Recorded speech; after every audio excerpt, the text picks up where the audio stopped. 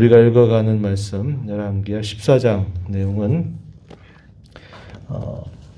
북조 이스라엘 나라의 왕위 그리고 남조 유다의 왕위가 어떠한 변화를 겪는가 하는 것을 소개해 줍니다. 오늘 우리가 있는 14장에 보시면은 남조 유다의 경우는 요아스 왕을 이어서 아마샤라는 사람이 왕이 되고 이 아마샤의 뒤를 이어서 아샤랴가 유다의 왕이 되었다. 이런 내용들이 소개가 되고요.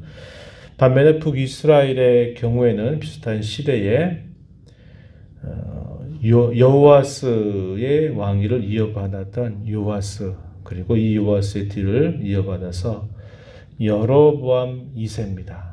우리가 읽은 말씀에 여로보암이라고 표현이 되어 있는데 처음에 초대 왕으로 세움받았던 사람과 이름이 같아요. 그런데 동일한 인물이 아니라 이 사람은 여로보암 2세다 하는 것을 우리가 구별해서 읽어야 할 것입니다. 이러한 왕조의 변화에 대하여 소개를 해주는데 거기에서 결국 성경이 우리에게 보여주는 관점은 당시에 왕조를 기록하고 있는 역사적인 사료 거기에 관심을 두는 것이 아니고 이렇게 기록되는 관점은 하나님께서 그 다스리는 왕들을 어떠한 관점으로 보고 있는가 또 하나님 앞에 그들이 어떠한 마음가짐으로 통치를 하고 있는가 그런 가운데서 어떤 일이 발생했고 하는 것들에 대한 그런 관점으로 기록이 됩니다.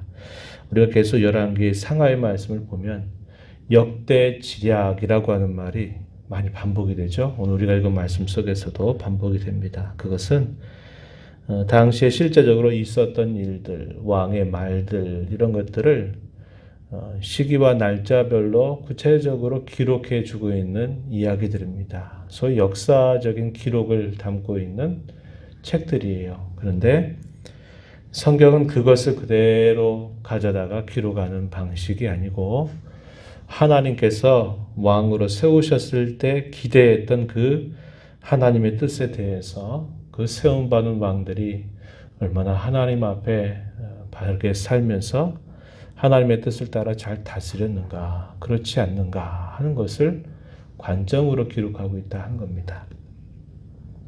저와 여러분이 이 땅을 살아가면서도 우리가 출생해서 또 어린 시절과 청소년기, 또 청년, 또 어른, 장년, 노년 이런 시간들이 쭉 흘러가는 동안 참 많은 일들이 우리 인생 사이에서 있습니다. 그런 많은 일들에 대해서 우리 하나님께서 어떤 관점으로 우리의 인생을 살펴보실까 할 때에도 우리가 생각하는 굵직한 일들, 또 고통스러웠던 일들, 단순히 그런 일들만 우리가 생각할 것이 아니고 하나님이 과연 우리의 삶을 어떻게 평가하시는가를 늘 살펴보면서 우리의 삶을 늘 추스리고 바르게 살아가는 자세가 참 중요함을 잊지 말아야 한다는 것이죠. 말씀으로 한번 들어가서 보시면은 아마샤가 유대의 왕이 되었다라고 하는 기록이 1절부터 7절까지 소개가 됩니다. 그때에 북이스라엘의 경우에는 요아스 왕이 다스린 지 제 2년이 되던 때에 유다에는 아마샤가 왕이 되었다 이렇게 소개를 합니다. 그가 25살의 왕이 돼서 29년을 다스리게 되었다고 이야기해 줍니다. 그리고 이 29년의 통치 가운데서 특별히 15년이라고 하는 시간이 포함이 되어 있는데 이 15년의 대환 그 시간들을 그가 어떻게 보냈는가 하는 것들이 오늘 우리가 있는 이 말씀 보면은 중간 정도쯤에 소개가 됩니다. 17절에서부터 20절 말씀. 왜 15년이라고 하는 것을 얘기하냐면 그가 붙잡혔어요. 전쟁하다가 붙잡혀서 죽을 위기에 처해져 있는데 거기에서 죽지 않고 15년을 그가 더 다스리게 되었다는 겁니다. 그에 대한 배경이 이제 우리가 읽은 말씀 속에서 확인해 볼 수 있어요. 그의 통치 29년에 대해서 하나님은 어떻게 그를 평가하시는가? 3절 말씀에 가서 보면은 이렇게 말합니다. 아마시아가 여호와 보시기에 정직히 행하였지만 그의 조상 다윗과는 같지 아니하였다. 그의 아버지였던 요아스가 행한 대로 다 행하였어도 4절에 산당들을 제거하지 아니하였기 때문에 백성들이 여전히 산당에서 제사를 드리면서 분향을 했다. 이렇게 이야기합니다. 유다의 왕조에 있어서 선하게 분류되는 왕들이 있는데 이 아마샤의 경우는 잘한 면도 있고 또 여전히 못한 면도 있다는 것을 소개해 줍니다. 이 유다 왕조의 고질적인 문제로 남아있는 것이 산당 제사를 결국 개혁하지 못한 것이 고질적인 문제로 남게 됩니다. 종교를 개혁하고 바르게 세우려고 하는데 조금 어느 정도 하다가 거기에서 딱 멈춰서 버리는 겁니다. 그런데 문제는 남겨둔 그 부분이 항상 그들에게 가시처럼 또 올무처럼 되고 미혹이 되어서 결국 그것에 의해서 나라는 계속적으로 힘을 잃어가게 되는 모습들이 따라오게 된다고 하는 거예요. 4절 말씀, 그걸 왜 표현하냐면 이 고질적인 문제라고 깨우쳐주기 위해서 기록된 말씀이다. 볼 수 있는 것입니다. 산당들을 제거하지 않았기 때문에 이 산당에서 여전히 제사를 드림으로 그들이 우상 숭배를 접할 수 있는 상황이 벌어졌다. 이것을 고질적인 문제로 이야기해 줍니다. 그리고 북이스라엘 같은 경우에 있는 이 고질적인 문제는 우리가 계속 살펴온 것과 같아요. 24절 말씀으로 한번 가서 보시면은 이렇게 말합니다. 여로보암 2세가 이스라엘 왕이 되었을 때 그에 대해서 평가하는 말씀 보시면 24절에 여호와 보시기에 악을 행하여 이스라엘에게 범죄하게 한 느바세 아들 여로보암의 모든 죄에서 떠나지 아니하였다. 이렇게 말합니다. 흉본으로서 제시되었던 초대왕 여로보암의 잘못된 종교 정책, 이것을 근본적으로 개혁하지 못하는 것이 북이스라엘 나라의 고질적인 문제가 되었다 하는 겁니다. 이 고질적이라고 말하는 것이 결국 그들을 나중에는 망하게 만드는 요인이 된다 하는 것을 우리는 살펴보게 돼요. 이 유다의 왕이 되었던 아마샤가 그가 했던 하나의 굵직한 일들이 있었습니다. 그것이 기록이 된 말씀을 보게 되면은 부왕을 죽였던 신하들은 처단을 하지만 그의 자녀들은 처단하지 않았다라고 얘기합니다. 그 근거가 무엇인가? 모세 율법에 따른 것이었다라는 말씀이 소개가 되죠. 자녀로 말미암아 아버지를 죽이지 말아라. 또 반대로 아버지 때문에 자녀를 죽이지 말아라. 소위 연자제처럼 그러한 일들은 하지 말아라 말하는 겁니다. 그런데 우리가 앞에서 읽어왔던 왕조 역사 속에서 이런 일들이 많이 있었죠. 씨를 말려버리는 일들이 있었어요. 유다의 유일한 여자 통치자가 있던 아달랴라고 하는 사람, 반정을 일으켜서 자기가 통치권을 잡고 할 때도 왕자들을 다 죽이는 일을 한 겁니다. 그래서 그 왕자들을 죽임으로써 더 이상 다른 왕자가 세워지지 않고 자신이 다스리고자 했던 거예요. 그런데 한 사람을 남겨두었다 그랬죠. 그래서 그 사람이 다시 다윗의 왕위를 잇는 일이 있었습니다. 그래서 이 아마샤의 경우는 하나님의 말씀에 따라서 부왕들을 죽인 신하들에 대해서는 그들을 처치하는 일은 했어도 그들의 자녀들은 남겨두었다. 그것이 곧 상식에는 맞지 않지만 하나님의 말씀을 따른 것이었다. 이렇게 소개를 해줍니다. 그리고 그가 했던 또 하나의 성과 중에 하나는 에돔 나라를 그가 쳐서 이 에돔 사람들에게 전쟁에서 승리하는 일이었다라고 말하는 겁니다. 그런데 그것이 곧 그에게 있어서 큰 문제가 되었다라는 것을 우리가 보게 됩니다. 유다왕 아마샤가 당시의 북이스라엘 왕이었던 요아스에게 만남을 신청하는 이야기 8절부터 14절에서 우리가 읽은 말씀에서 확인합니다. 아마샤가 북이스라엘 왕이었던 요아스에게 사자를 보내서 대면하자고 요청을 합니다. 근데 이 북이스라엘의 요아스가 뭐라고 응대하냐면 에돔을 쳐서 파한 것을 아주 그것 때문에 네가 교만해서 내가 그렇게 높은 채 하는데 너 그렇게 하다가 큰 화를 당한다. 이렇게 내용을 전달하게 된 겁니다. 그래서 어디에서 만나게 되냐면 베세메스라고 하는 곳에서 대면을 합니다. 그런데 좋은 관계로 만난 게 아니라 전쟁을 하기 위해서 서로 만나게 된 것입니다. 그런데 그 전쟁에서 유다 나라가 패하게 되었어요. 이스라엘 나라가 승리하게 되고 유다 나라가 패하게 되었는데 그 패하게 된 그 내용 우리가 읽은 말씀 12절 가서 보면은 유다가 이스라엘 앞에서 패하여 각기 장막으로 도망한지라. 거기에서 유다의 왕이었던 아마샤가 요아스에게 사로잡힙니다. 그랬으면 살기가 어려운 상황이 되어버린 거예요. 그런데 이렇게 사로잡히고 나서 죽지 않고 15년이라고 하는 그 시간을 더 가지게 된 거예요. 당시에 북이스라엘의 왕이었던 왕이 자기 죽고 난 다음에도 이 유다 왕이 15년을 더 있었다고 말하는 것입니다. 이 15년이라는 기회를 받게 되지만 이 15년 세월을 그냥 허송세월처럼 보내게 된 거예요.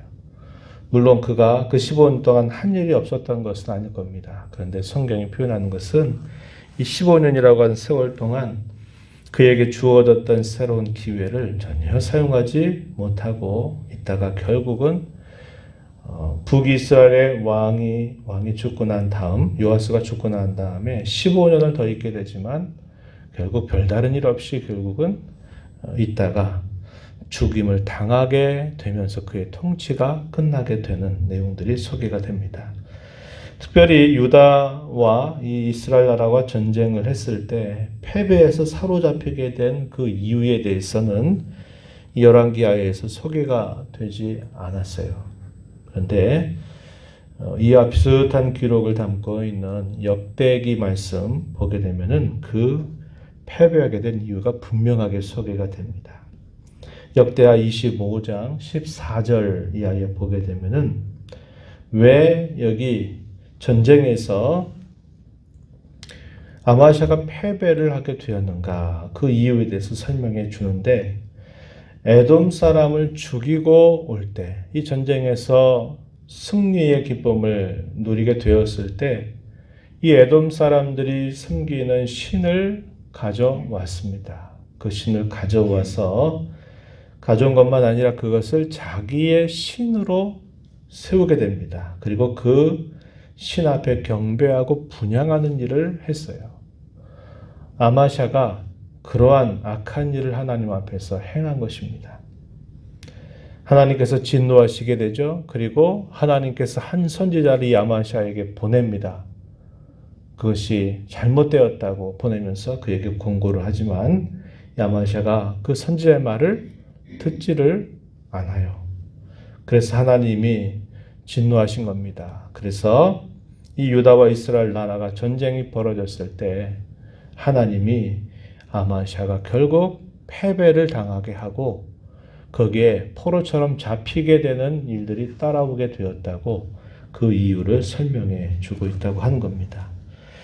그래서 그냥 우연히 일어난 일이 아니고 또 그냥 일반 세상 역사에서 있는 일처럼 벌어지는 일들, 이기기도 하고 지기도 하는 이런 모든 일들은 그냥 있는 일이 아니라 철저하게 그것은 하나님 앞에서 자신이 어떻게 왕으로서 서 있느냐 하는 것이 가장 중요한 원인이 되고 있다는 것을 성경은 우리에게 분명히 가르쳐 주고 있다고 하는 겁니다.